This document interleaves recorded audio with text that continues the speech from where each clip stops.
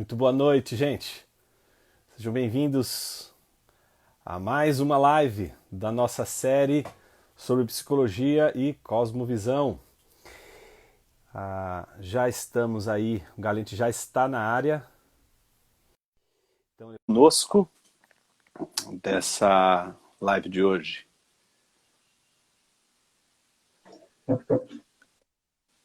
Muito bem! E aí, Galente? Tudo bem? Boa noite! Tudo em ordem Noite. por aí? Tudo certo, graças a Deus. Na filosofaria de sempre? Tentando. Muito bem, meu caro. Então a gente vai começar mais uma live. Hoje é da lição 2, não é isso? Isso. Tá gostando, Galente? Tá fazendo sentido para Muito você? bom. Sensacional. Eu não vi nenhum vídeo, mas falaram que tá bom. Mas, Brincadeira. mas é um falso. Principalmente do desenho do Homer. Ficou sensacional. O desenho do Homer, né? Você sabe que eu faço Muito. aquele desenho nas lousas o tempo todo, né? Por isso que eu fiz a questão de colocar ali. Porque quem é meu aluno, em sala de aula, vê eu fazer aquela obra de arte na lousa. É um momento à Obra de parte. arte. É exato o momento onde eu brilho Quase como um moderna. artista. É o meu momento. Vixe. Tá bom. Muito bem. Não fale não. O que a gente tem para hoje, Galente? Nosso tema Show. foi psicologia é ciência, né? A gente trabalhou a questão do Estatuto de Cientificidade da Psicologia. Surgiram aí algumas perguntas, então a bola está com você, meu amigo. Manda bala. Boa. Primeira pergunta, Jonas, bem legal. Foi um perfil chamado Pensar Cristão. Dá para ver aí que cristão pensa também pelo nome do perfil. Muito bom. Ele pergunta se, baseado na aula, né, que você explicou sobre a ciência moderna, os métodos atuais, como que é classificado, etc., se as psicologias de hoje elas se enquadram nessa lógica, nessas características de uma ciência moderna, né? E uma outra pessoa, o Miguel Machado, fez uma outra pergunta que acho que dá para a gente unir, que é com relação ao positivismo. Ele pergunta, como o positivismo teve bastante influência, né, na ciência moderna, quais os aspectos positivos e negativos do positivismo para a gente hoje? Tá. Vamos começar com a primeira, que é dedicada à questão relacionada à aplicabilidade das ciências do psiquismo, né? À lógica cientificista das ciências modernas, né? Eu acho que a gente precisa, em primeiro lugar, distinguir o próprio cientificismo das ciências, né? Porque esse que eu acho que é o grande ponto. Inegavelmente, a gente está falando de psicologia, mas a gente deveria falar de todas as outras disciplinas. Porque há, no contexto das ciências modernas, uma discussão importantíssima sobre o que é que caracteriza uma determinada disciplina como ciência. E essa é a discussão mais interessante, essa é a discussão que moveu Dilthey, que moveu Russell. A gente vai ver, se não me falha a memória, acho que na quarta lição, essa discussão vai aparecer de uma maneira muito interessante com o embate do Dilthey com Russell acerca da questão da cientificidade, por exemplo, da filosofia. Então, a discussão em torno da aplicabilidade, digamos assim, daquilo que seria o método moderno de ciência e, digamos assim, a submissão de todas as teorias em psicologia a essa metodologia, isso é uma questão para a gente pensar, ela é uma questão que exige um cuidado. Primeiro porque quando a gente discute a questão da própria psicologia, a primeira pergunta que a gente tem que fazer é se a gente pode falar psicologia. Hum, Se a psicologia, quando ela se desenvolveu, digamos assim, numa perspectiva autônoma, né, numa busca de autonomia, se ela não se, digamos assim, pluralizou de uma tal forma que a gente não poderia sequer falar hoje em psicologia no singular, mas no plural. E uhum, daí a gente teria não mais apenas uma metodologia em psicologia, mas a gente teria várias metodologias, vários métodos, e o objeto vai se distinguir, obviamente, em cada uma dessas metodologias, né? Uma coisa é você estudar o psiquismo, outra coisa é você estudar a relação entre o comportamento e o psiquismo, uma coisa é você estudar, digamos assim, a relação mente-corpo. Outra coisa bem uhum, diferente é você estudar apenas os fenômenos psíquicos. Uma coisa é você estudar os afetos, não é? E cada objeto que se determina aí nessa discussão em torno do estudo da psicologia, obviamente hoje vai determinar a sua submissão ou não a uma visão de ciência. E esse era o problema daquela aula. O problema daquela aula que a gente trabalhou não é nem tanto a questão do reconhecimento da psicologia como ciência, mas é o problema em torno do cientificismo que estabelece um modelo de ciência e então todas as outras disciplinas que não se enquadrarem dentro desse modelo não seriam ciência. E aí eu acho que a pergunta que a pessoa fez faz todo sentido, porque realmente, de acordo com o cientificismo, muitas daquelas teorias que a gente julga serem teorias da psicologia, a gente julga elas serem ciências quando na verdade elas não... Ciência quando na verdade ciências quando na verdade elas não são. Esse é o caso, por exemplo, da famosa crítica da tradição norte-americana em relação à psicanálise, não é? Que desconsidera a psicanálise como ciência por várias e várias discussões em torno exatamente de um princípio, de um modelo de ciência. O segundo aspecto da pergunta tem a ver com positivismo, né? O positivismo, ele, se não me falha a memória, é sobre as questões relacionadas ao quanto ele contribui e o quanto ele é nocivo, é isso? Isso aí.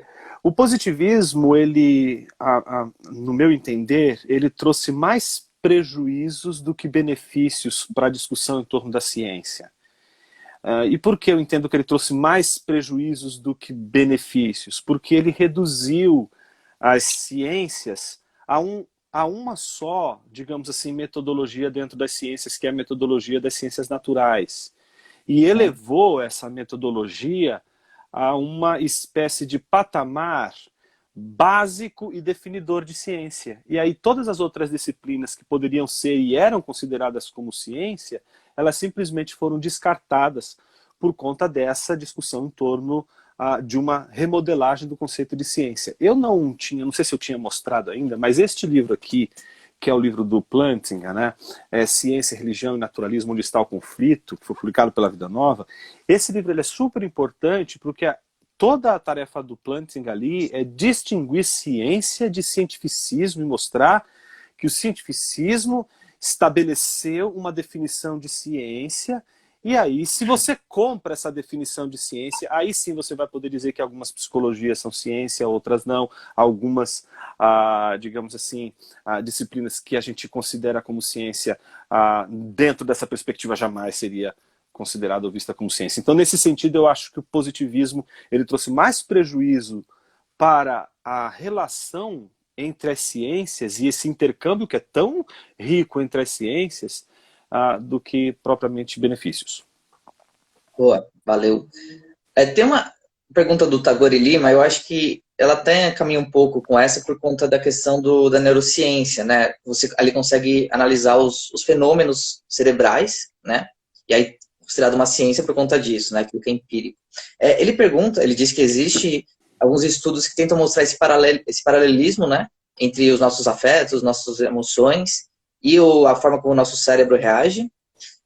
A pergunta dele vai no sentido de saber se a psicologia trata desses dois lados, ou se apenas um desses aspectos é o lado que a psicologia trata, e se é possível fazer algo que une esses dois pensamentos na visão psicológica, né? Não da neuropsicologia, da neurociência, desculpa, mas no sentido psicológico mesmo. Sim, a pergunta é muito boa mesmo. Eu entendo que, em primeiro lugar, a neurociência, não é, ou a neurologia, se a gente pudesse pensar nesses termos, ela é uma ciência nova, muito recente, mas muito mais recente do que a psicologia. E, salvo engano, me parece que a neurociência ela é mais devedora da biologia, ela faz parte, portanto, das chamadas ciências biológicas. Não é? E essa é mais uma briga de foice que as universidades enfrentam com relação à psicologia. Então, aqueles que estudam psicologia têm que se perguntar onde que a psicologia fica na universidade? Fica na área da saúde, na área da biologia, ou ela fica na área das humanas? Onde é que ela se posiciona? Não é? Então, o movimento de se colocar, obviamente, a psicologia no universo da biologia e etc., é aproximar ela desse universo das ciências concebidas como naturais. Então, pensando a neurociência nesses termos, e é uma ciência nova, eu acho que ela levanta aspectos extremamente importantes, que é a correlação entre as vivências, aquilo que o Dilthey chama de, não é, os sentimentos, né, os afetos, né, as afecções, ou aquilo que a gente vem dizendo ao longo do nosso curso, que são as paixões da alma, né? Então, existe um correlato das paixões da alma com esse órgão, por exemplo, que é o órgão cerebral. Mas, olha, essa questão, ela, apesar de ser recente no estudo da neurociência, gente, seria digamos assim, um pecado a gente achar que esse problema da relação entre mente e corpo, e a ligação entre mente e corpo, é um problema recente, portanto, que nasce junto com a neurociência. Não, isso não acontece. Só para dar um exemplo, numa questão, que é a questão, o artigo 7º da questão 84, da primeira parte da Suma de Teologia, Tomás de Aquino, quando vai responder a questão sobre a possibilidade do intelecto conhecer a Deus, ele faz uma estrutura do raciocínio, do conhecimento muito interessante, mostrando o seguinte: cada faculdade, e isso vale para a faculdade sensitiva, vale para a faculdade imaginativa e vale para a faculdade intelectiva. Cada uma dessas faculdades, ela faz uso de algum meio.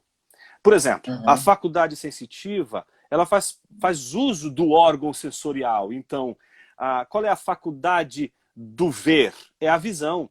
E a visão, ela usa e faz uso de um órgão para captar aquele seu objeto próprio, o objeto próprio da visão. Então, ela usa o órgão, o olho. Tá certo? A mesma coisa, não é, quando a gente vai falar do tato. Então, imagine o seguinte: se eu pego aqui, Galente, acendo aqui uma vela e começo a queimar aqui a minha mão, duas coisas vão acontecer aqui. As pessoas não param para pensar nisso, mas duas coisas pelo menos acontecem. Uma alteração material, que é a minha mão vai sofrer uma corrupção por causa do fogo, e eu vou sentir dor. Tanto é assim que se eu tomar uma anestesia e começar a queimar minha mão, eu não vou sentir a dor, mas a alteração material, ela vai acontecer. Então, uma coisa é a alteração material, aquilo que afeta o órgão, aquilo que afeta o olho, e outra coisa é, digamos assim, o que eu sinto, o meu sentimento, até mesmo a minha consciência do sentimento. Por exemplo, isso é uma das experiências mais esquisitas, e a neurociência ela é importante porque ajuda a gente a entender, por exemplo, fenômenos como o do terror noturno, né? Muitos pais ficam desesperados. O terror noturno, quando acontece com o bebezinho, é mais fácil porque o médico está ali, orienta, e é muito mais simples. Mas uma criança de 6, 7, 8 anos de idade, por exemplo, que tem o terror noturno naquela primeira fase do sono, ela acorda gritando, desesperada, e ela sai correndo pela casa, ela está e você acha que a criança, por exemplo, alguns acham que ela está endemoniada.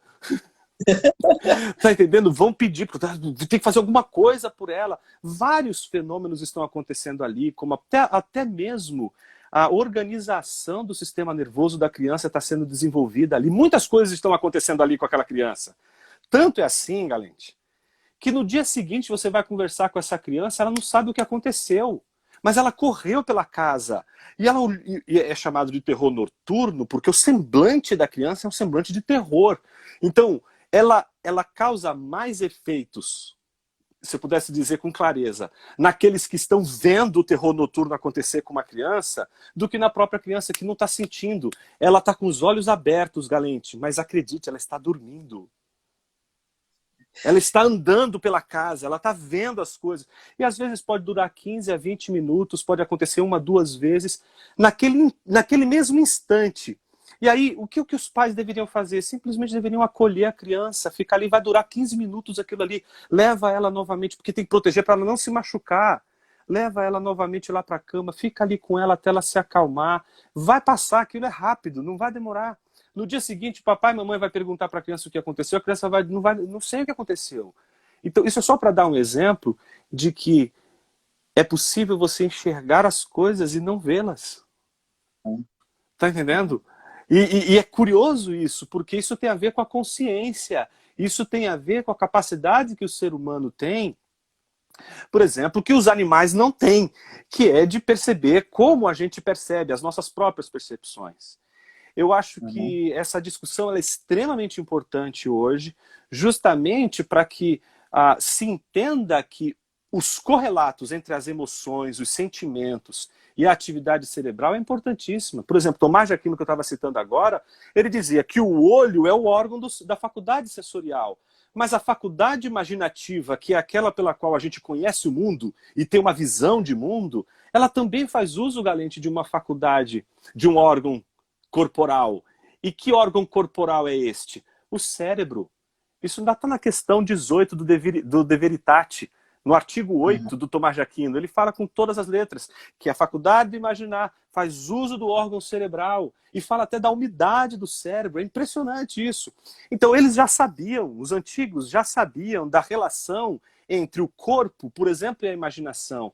Mas o problema não é esse. Se você perguntar para qualquer pessoa que estuda neurociência a sério, ela sempre vai levantar a discussão sobre a redução do cérebro à mente. Sempre vai ter essa discussão.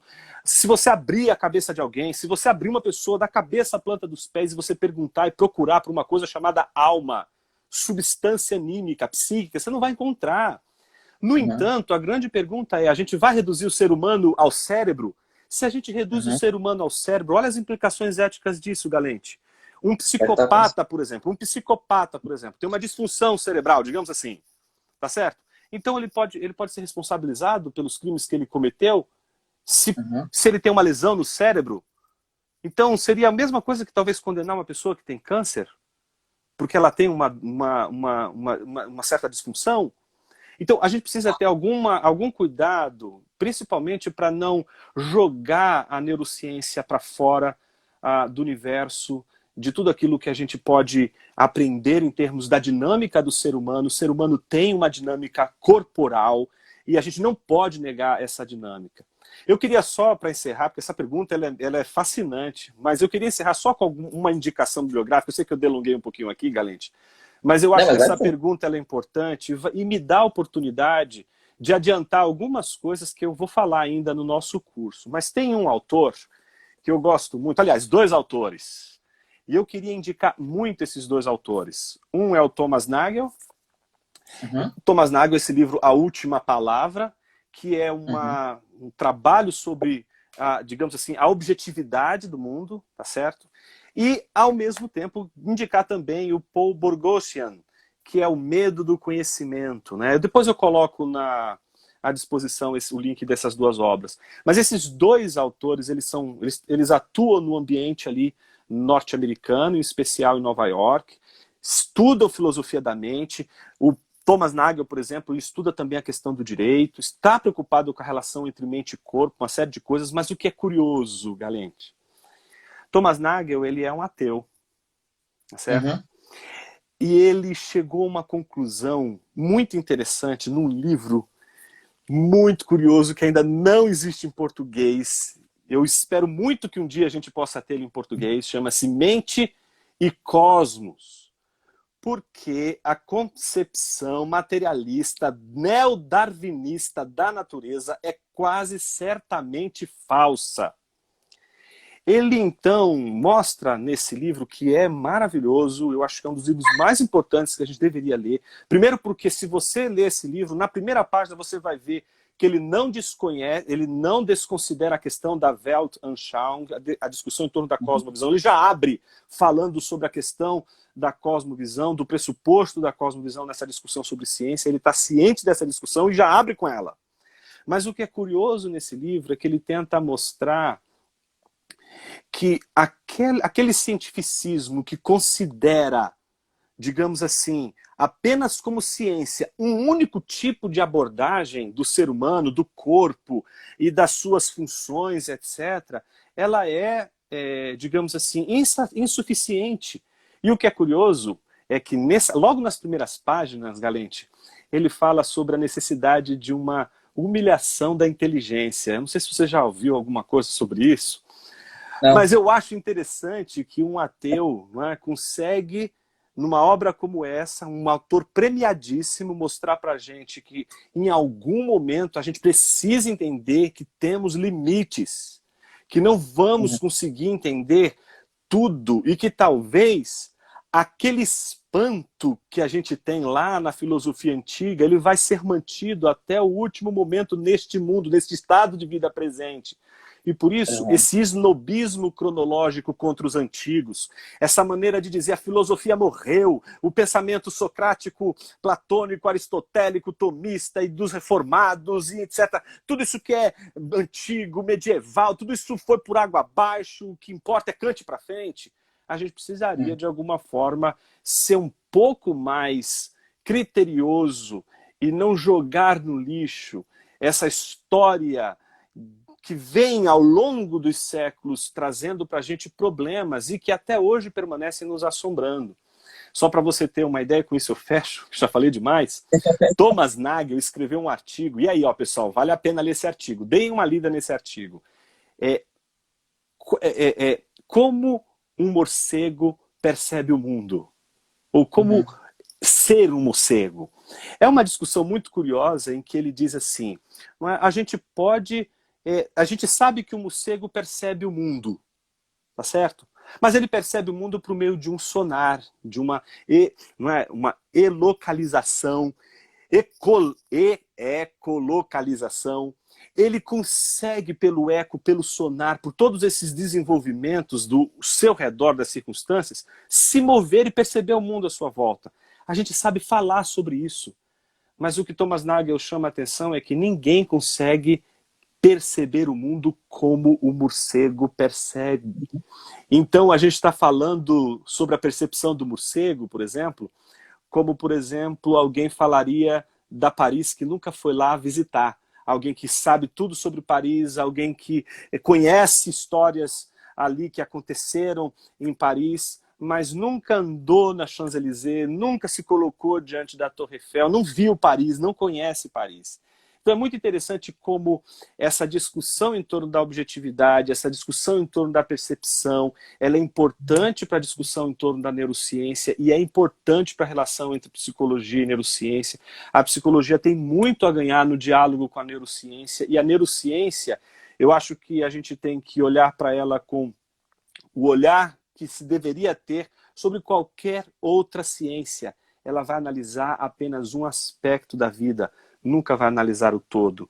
E diferente da psicologia, da filosofia, da história, das ciências humanas, elas sempre vão analisar a partir de um todo. E essa é a discussão mais curiosa que a gente vai travar em algumas das nossas últimas aulas aí. Desculpa aí, foi uma resposta muito longa, mas é que o tema é extremamente interessante, pelo menos para mim, me parece bastante interessante. Acho que eu lerei uma live só disso aí. Nesse livro do Thomas Nagel, As Últimas Palavras, né? Como é que é a última palavra? Ele fala também sobre essa questão, né? O quanto você não pode acessar a mente de outros animais, etc.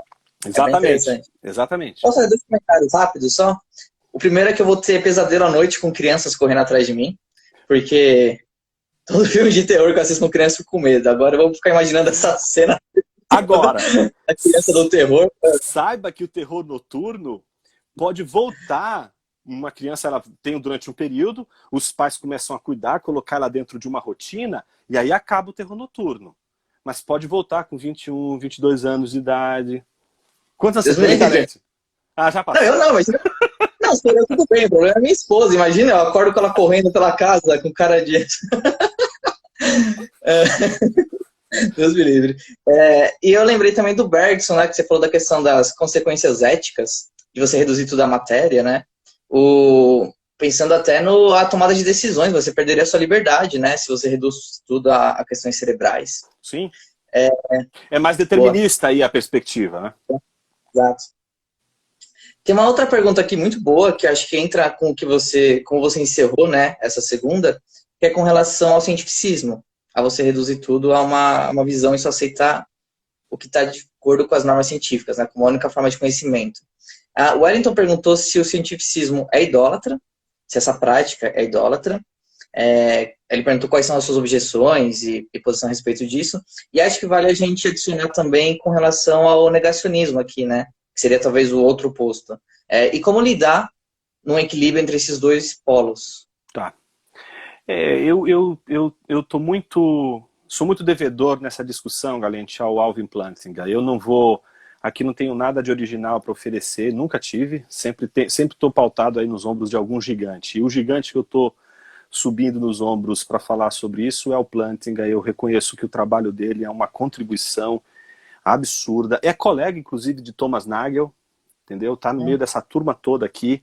Inclusive, esse livro, Mente e Cosmos, é um livro que ele participou lendo e dando feedbacks para o Thomas Nagel. Então, é um filósofo incrível. E o que eu acho curioso é que eu entendo, sim, eu concordo com Plantinga na crítica do cientificismo, entendo que, de uma linguagem teológica, o cientificismo é idolátrico, sim. E porque ele reduz, toda idolatria é uma redução. Toda idolatria é a tentativa de você colocar o oceano num copo d'água e tentar beber o oceano com esse copo d'água. Então, todo o reducionismo é também uma frustração, porque ninguém consegue colocar o oceano dentro do copo d'água e muito menos beber esse copo d'água. Então, o cientificismo, ele faltou ao cientificismo aquilo que o Thomas Nagel apresenta logo no início do livro, que é essa compreensão da humilhação como uma condição da própria inteligência, algo que o Nassim Taleb também fala bastante no Antifrágil, que é um livro que eu gosto bastante, porque mostra essa nossa dificuldade de lidar com as incertezas. A gente quer ter certezas de muitas coisas e no mundo das certezas a gente pode reduzir questões e criar inúmeros falsos dilemas. E eu acho que o cientificismo é uma idolatria que cria um falso dilema, que é o dilema entre fé e razão, fé e ciência. Então, por essa razão, eu entendo que o cientificismo é idolátrico, porque reduz tudo a uma visão de ciência. Por outro lado, o negacionismo, ele é nocivo, porque ele não consegue reconhecer a graça comum, a bênção, a dádiva do saber de Deus aos seres humanos. Então, quando a gente lê, por exemplo, as Institutas de Calvino, uma das coisas que ele celebra ali é a ciência, e de uma tal forma em que ele diz que se um cristão, não é, ele rejeita a ciência verdadeira, comprovada, tá certo? Um conhecimento que um não cristão, um pagão, por exemplo, tivesse ali defendendo, e só por ele ser pagão, não é, ele deveria ser repreendido porque ele está entristecendo o próprio Espírito Santo que iluminou esse pagão para chegar ao conhecimento dessa verdade. Então, um cristão, ele deveria ser capaz de olhar no não cristão que faz ciência e encontra ali coisas que são verdadeiras e que são belas e justas. Ele deveria fazer o que este não cristão ou pagão não consegue fazer, que é glorificar Deus por aquela ciência, por aquele saber. Então eu entendo que a tarefa do cristão é a tarefa de reconhecer o sol que brilha em todos os lugares onde ele brilha. É reconhecer a ciência em todos os lugares em que ela se encontra.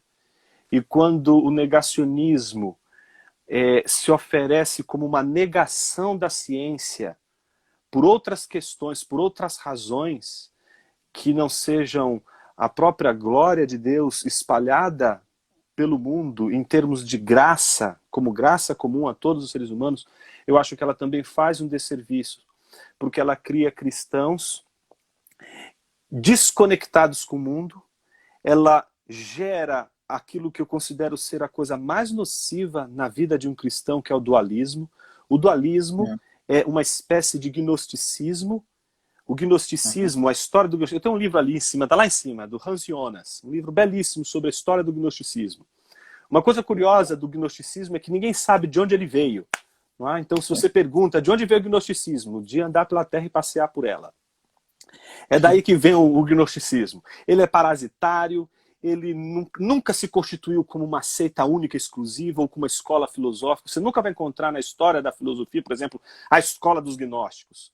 Você sempre vai encontrar o gnosticismo dentro de uma escola Então o gnosticismo é um movimento dualista que vai atravessando a história das ideias até os nossos dias. E o dualismo é o nosso gnosticismo de hoje. É essa ruptura do cristão com a ciência, essa ruptura do cristão com a esfera pública, esse cristão que não consegue contribuir com a esfera pública porque não consegue entender que a esfera pública é o habitat onde a expressão da graça comum está presente. Ele não consegue trabalhar com cobeligerância, aquilo que era tão caro ao Schaeffer, a ideia de que cristãos e não cristãos, para o bem comum, poderiam trabalhar juntos em produzir ciência, inclusive. Isso é o tipo de coisa que só acontece quando essa mentalidade dualista ela é quebrada.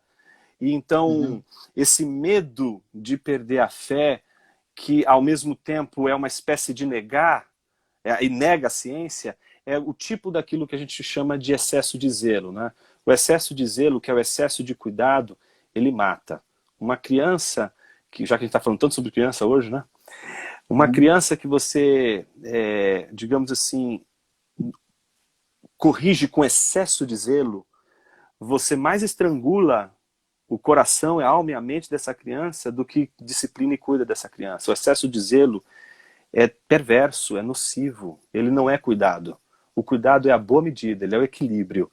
E o equilíbrio é a coisa mais difícil da gente conseguir. E quanto mais a gente é jovem, mais difícil é a gente perceber esse equilíbrio.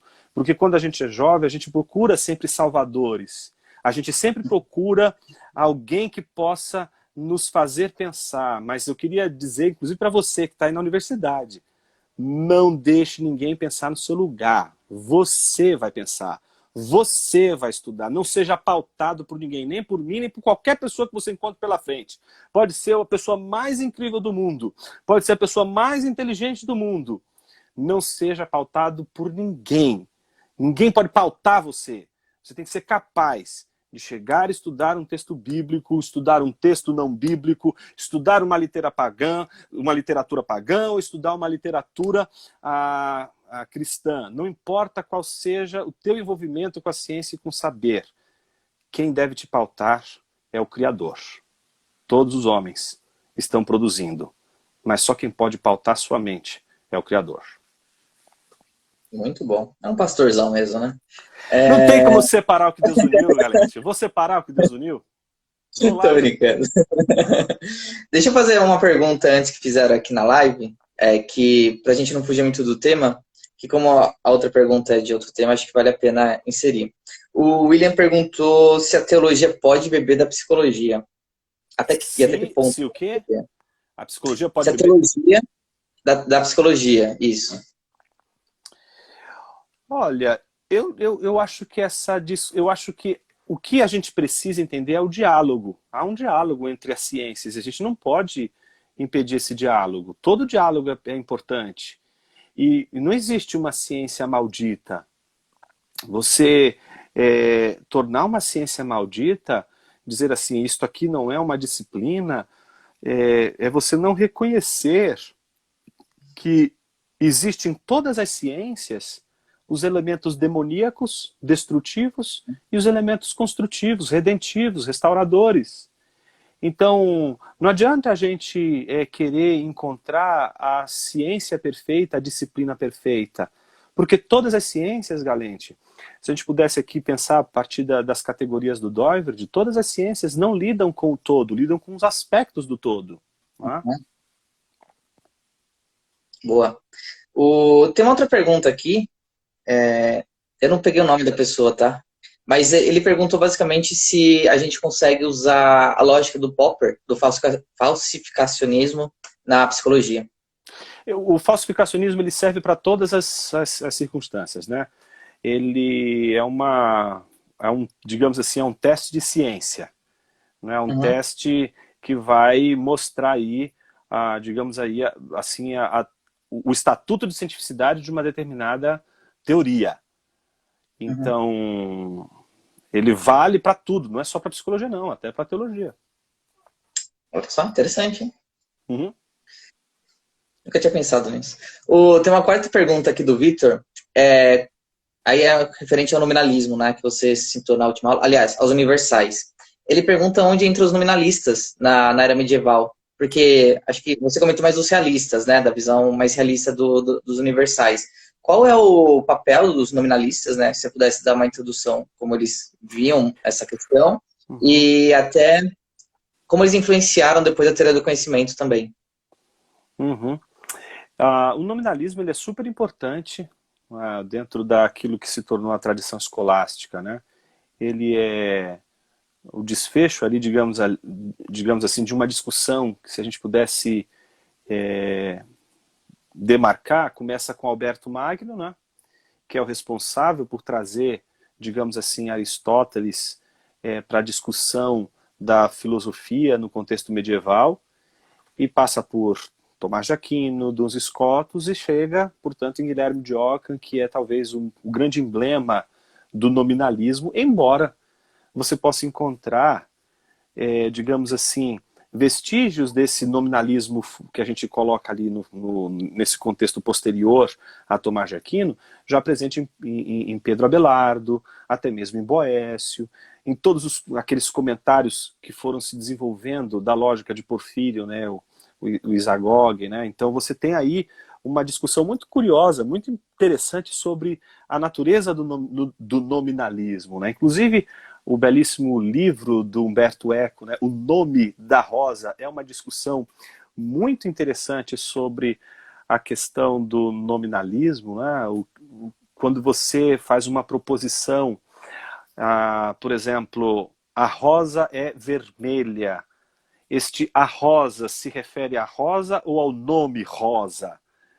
Ou à representação que você tem de rosa? Se a representação que você tem de rosa é a representação que você tem de vermelho, a discussão é a seguinte: então a representação de rosa é que é vermelha? É que é a representação do vermelho? Essa discussão, que foi tão curiosa, levantou várias dificuldades ali, né, fez com que, de alguma forma, essa discussão em torno dos universais fosse um problemaço. Guilherme de Ockham via que a discussão ela estava centrada, obviamente, em toda a centralidade do conhecimento que era na espécie inteligível, e a partir dos desdobramentos que a discussão em torno da teoria do conhecimento medieval, em torno da espécie inteligível, multiplicou várias, digamos assim, explicações, inclusive, sobre os universais, que a chamada navalha de Ockham entra para cortar tudo, tá certo? Uhum. E, de alguma forma, essa navalha, que é uma metáfora, a gente encontra isso em várias introduções, ele não usa uma navalha, né? Mas é uma maneira de Guilherme de Ockham dizer o seguinte: estou interpretando Aristóteles de uma maneira legítima, vocês confundiram Aristóteles. Mas, ao eliminar os universais dessa discussão, ou pelo menos questionar o estatuto desse contexto dos universais na discussão do conhecimento na Idade Média, especialmente na escolástica, se abriu a oportunidade para aquilo que a modernidade fez, que é, de uma vez por todas, rejeitar a ideia dos universais, né? Porque, pense o seguinte: se você não tem mais universais, a discussão não está mais partindo dos universais, o que importa são os particulares. Uhum. Então, isso é que vai gerar uma discussão muito curiosa. Muita gente acha que essa modernidade começa com Lutero, mas outros acham que começa com o nominalismo.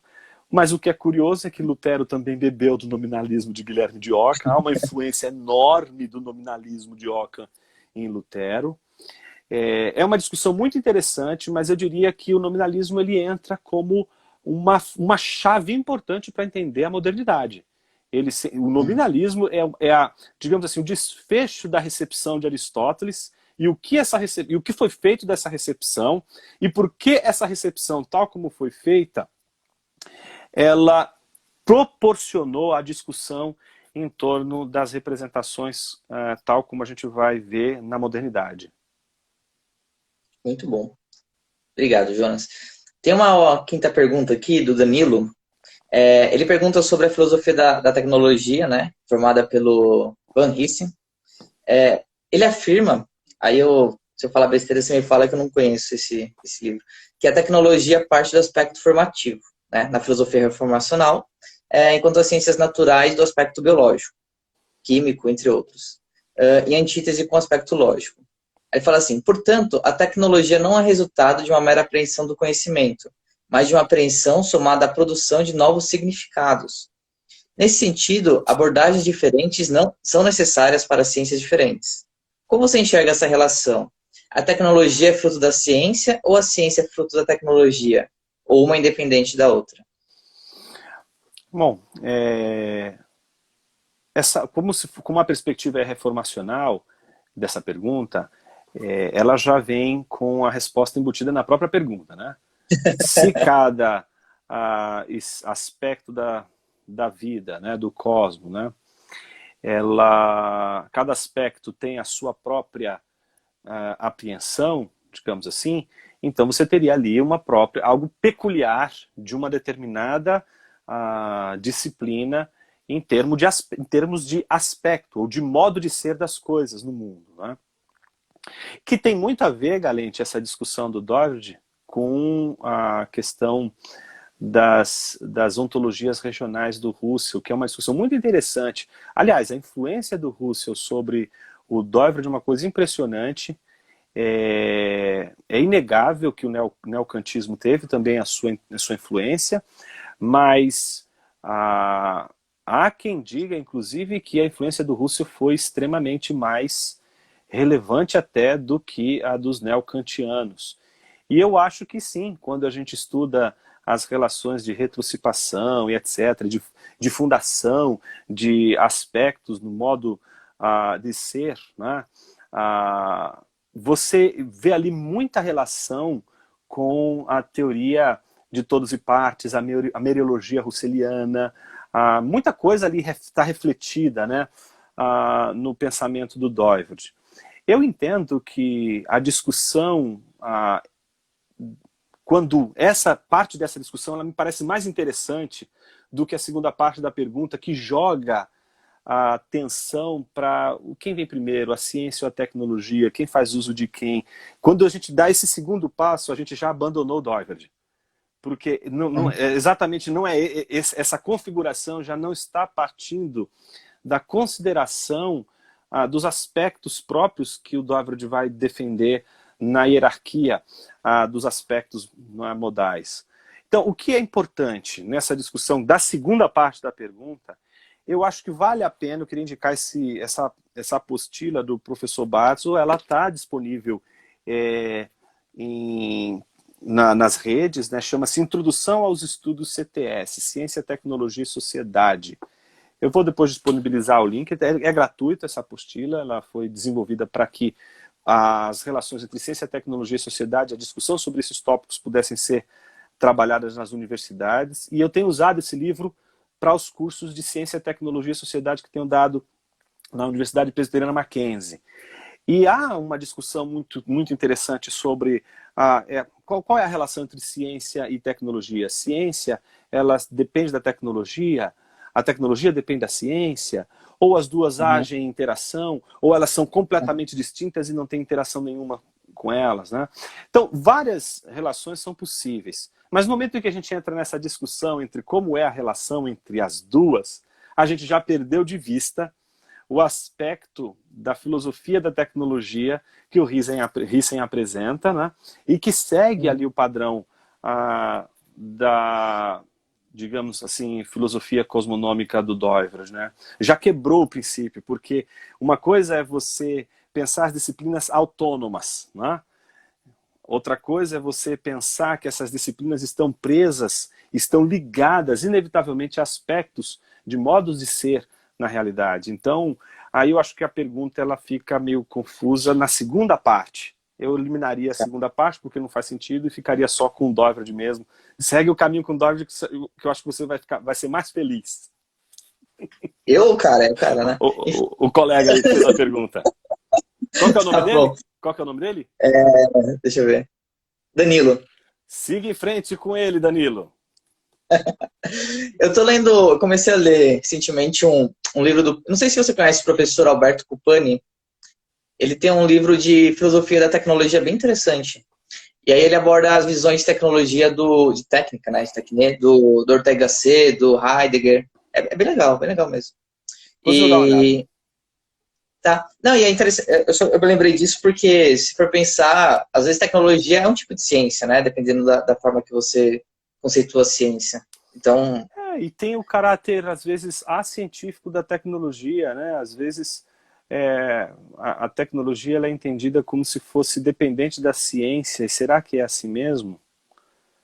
mas Então, assim, não, pensando no Aristóteles, por exemplo, é, seria uma forma de conhecimento, né? A técnica, por exemplo. sim, é uma forma de conhecimento, claro. Mas aí você Exato. entende que você já é uma alma robusta. Você já não olhou para Aristóteles com aquele olhar blasé, né? Aquele olhar de desprezo, dizendo assim, Aristóteles é coisa do passado. Não, aí é outra história, né? Boa. Tem o Carlos Bezerra aqui, não sei se é o político, que fez uma pergunta. Ele perguntou se as 12 categorias de Kant, as 12 categorias epistêmicas, elas não são inatas.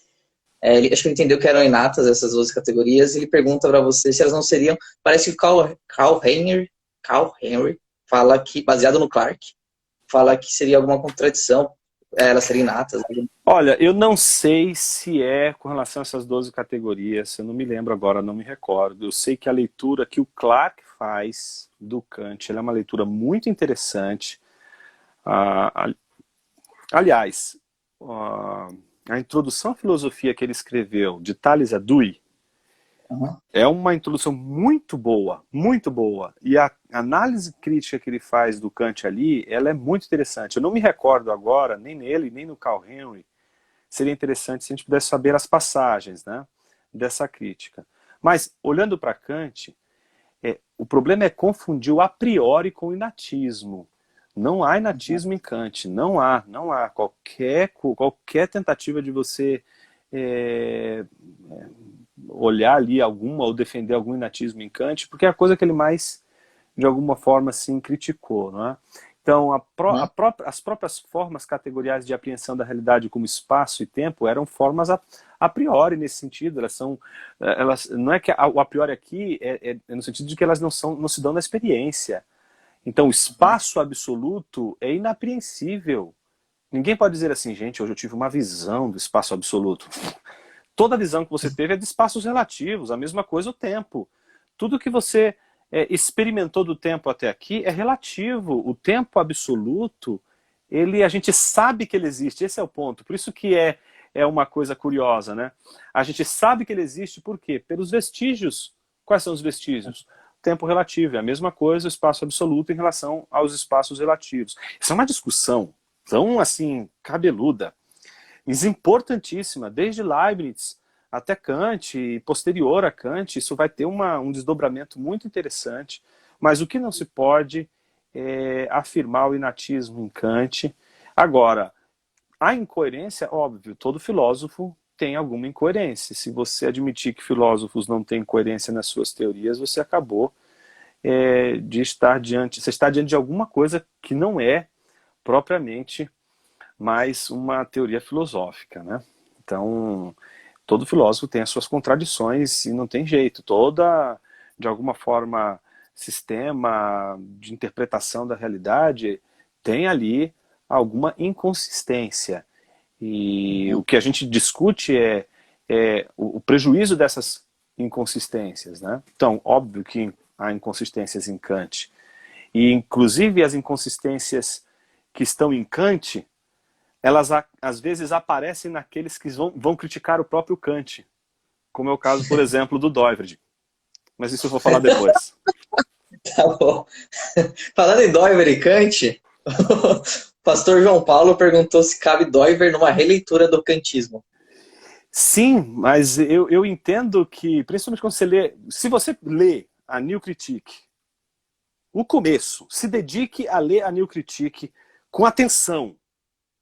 O que você vai descobrir? Que é certo que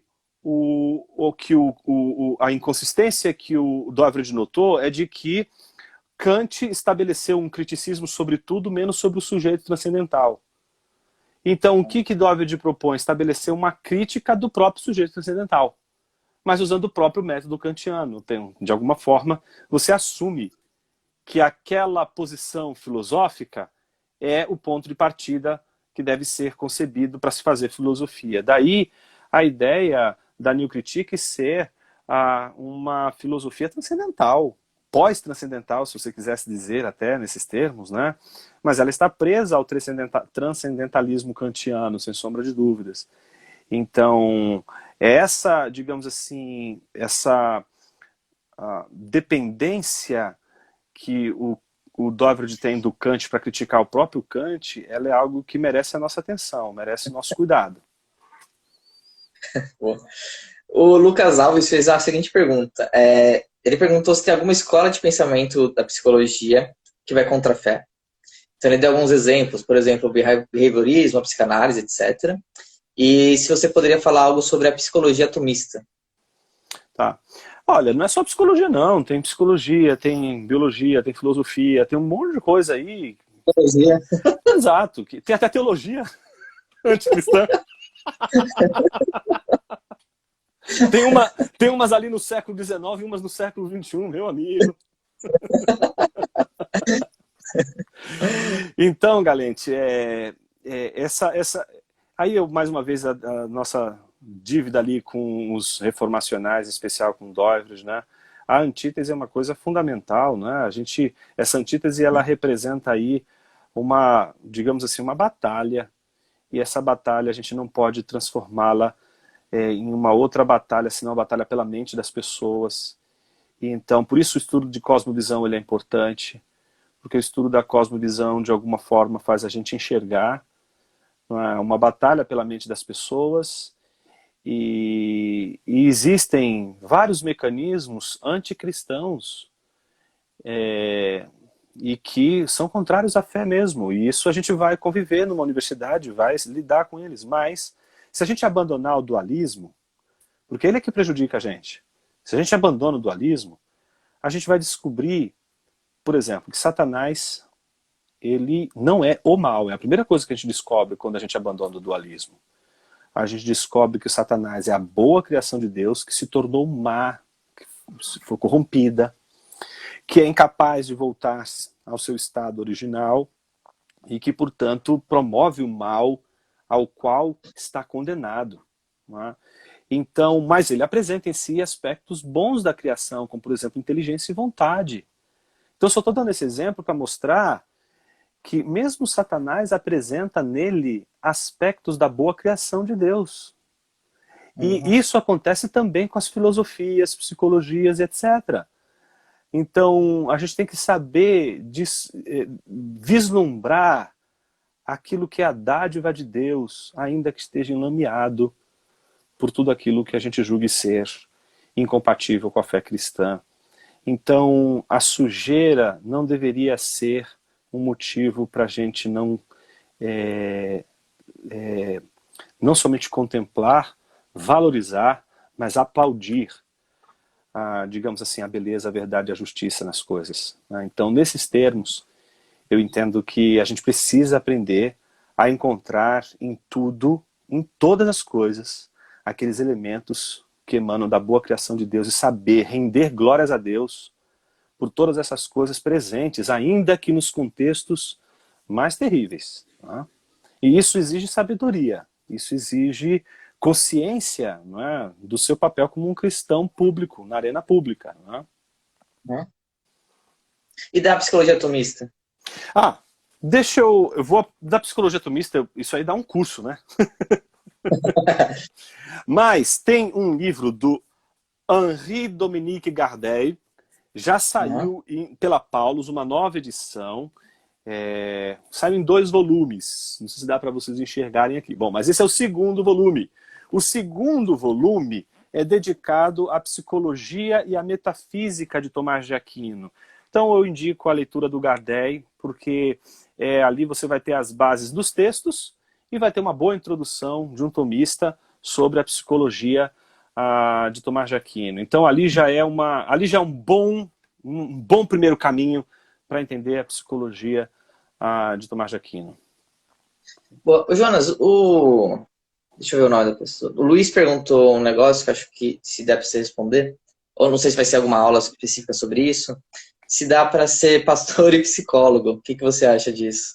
Eu vou deixar essa pergunta para a quinta lição, porque é Tá bom. ali que a gente vai lidar com os conflitos, e aí a gente vai entrar nessas discussões que envolvem também, por exemplo, o aconselhamento bíblico, o que é o aspecto psicoterapêutico. Eu vou deixar mais para a gente não perder o fio da meada e a gente ter Boa. elementos bem firmes para que a discussão não fique frouxa como ela atualmente se apresenta, né? Então as pessoas Uhum. simplesmente elas vão se fiando em algumas simplificações exageradas e aí a gente não consegue dar o banho no bebê sem jogar o bebê junto com a água suja. Então, para não acontecer isso, vamos esperar até a quinta lição. Tá bom. O Vinícius perguntou se você conhece a análise comportamental dentro da psicologia e como você vê a ciência no contexto da psicologia, da análise comportamental. Não, como eu acabei de dizer, né, cada teoria, cada disciplina tem o seu valor, tem o seu aspecto redentivo, né? Mesma coisa quando você vai estudar o behaviorismo, vai estudar Skinner, Watson, por exemplo, você vai ter ali, claro, você vai ter momentos que você vai discordar, né? Você pode achar interessantíssimo o reforçamento, né, positivo, negativo, mas quando faz analogia com entes que não são seres humanos, você fala, mas espera aí, essa analogia ela também tem dificuldades, etc. Claro, não é?